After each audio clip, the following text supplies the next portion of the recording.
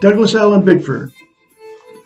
It is 9 a.m. here in Klamath Falls, Oregon, on the 11th of April 2022, broadcasting live out of my home, from my hometown, which is Klamath Falls, Oregon, and from my 105-year-old house I bought here in May of 21,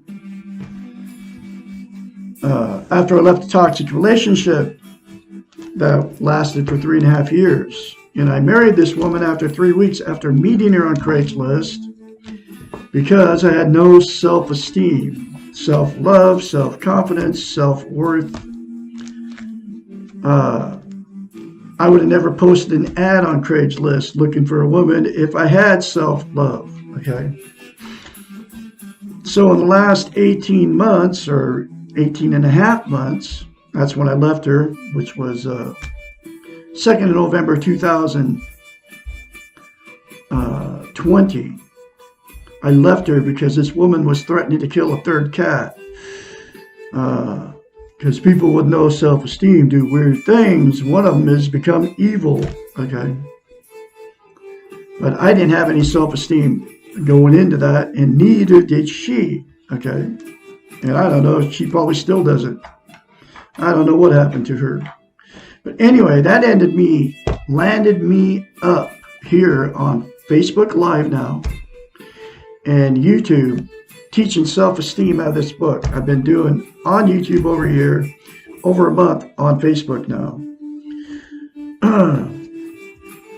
Her name's Susanna McMahon, got a PhD in psychology. She also has a master's in philosophy.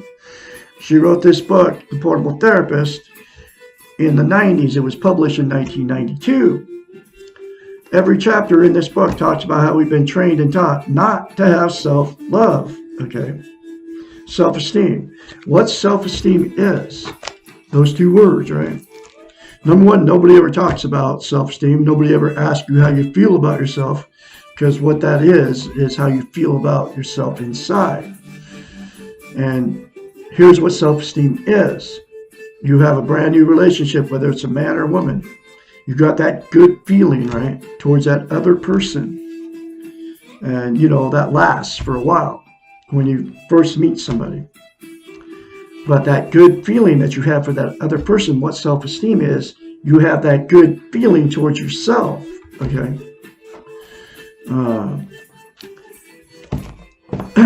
And people don't know how to get it.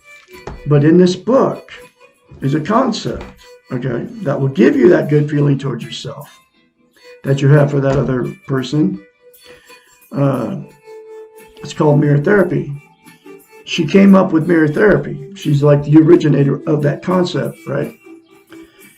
Because she is a psychiatrist, counselor, therapist, many years. I don't know if she's still doing it. She lives in Madrid, Texas, 73 years old, with her husband. I doubt it.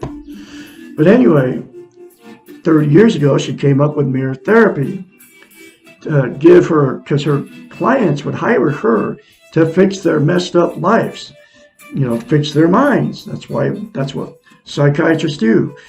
A psychiatrist they study the science of the mind and how it works. Okay, that's what a psychiatrist is, and that's what they go to school for 10 years for, right?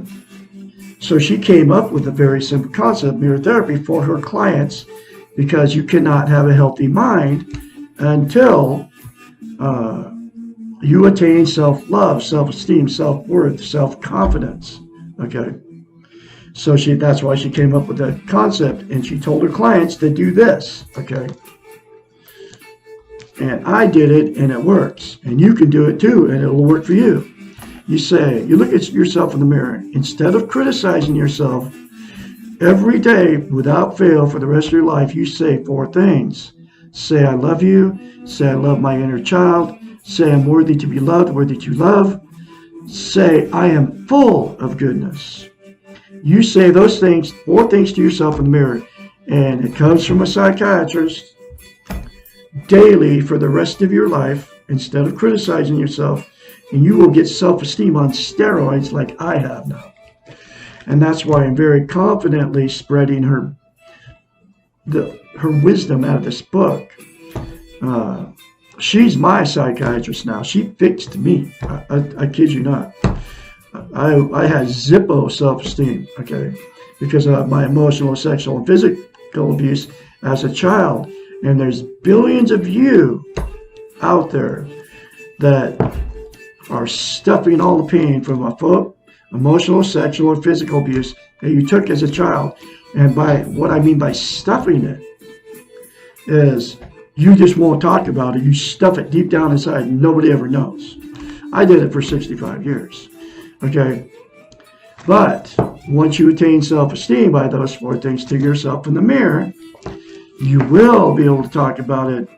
You don't even have to tell anybody about it. Just tell yourself and let it out. Okay?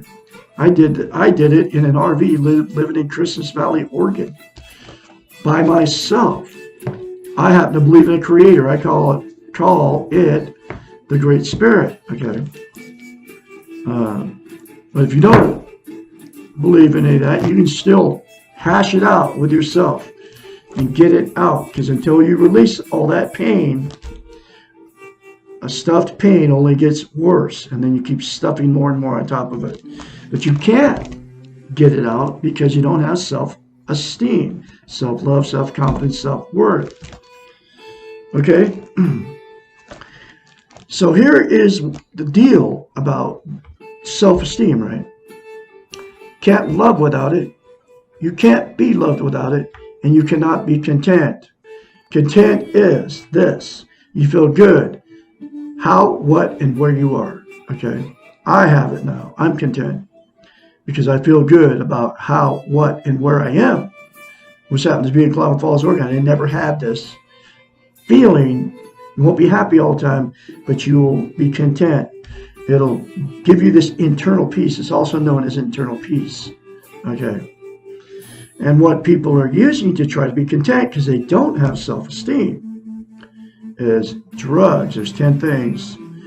Drugs, alcohol, sex, food, gambling, religion, another person, material possessions, television, or money. There's 10 things. Okay? All of those are external to yourself. Okay? You will never, ever be content by those 10 things. They will make you temporarily happy, but it's always a temporary fix. Okay? And you all know what I'm talking about. Just turning the television on makes you feel better while you're sitting in front of it. Okay? Anyway, and then the other thing is about self-esteem is you can't love or be loved, right? So what happens is without self-esteem, you'll attract somebody without self-esteem. That's the way it works. And then you'll marry them or you don't marry them or you just be with them, right? You start this relationship. At first, it feels good, okay? Then the newness wears off. And then without self-esteem, what happens is the relationship turns toxic, okay? Because you got into that relationship for whatever reason, but it wasn't because of love, because without self-esteem, you can't love or be loved. So you got somebody that's can't love you, just like you can't love them. So then it turns toxic because each one is trying to get their own needs met through the other person. And only the person can fill their own needs. So then the fights, the arguments, and all that start. And then what happens in those toxic relationships, there's 2 things that will happen. You'll either split up, get divorced, and then go jump right back in another relationship. That's why I've been married 4 times. And then the exact same thing will happen in the next relationship without self-esteem.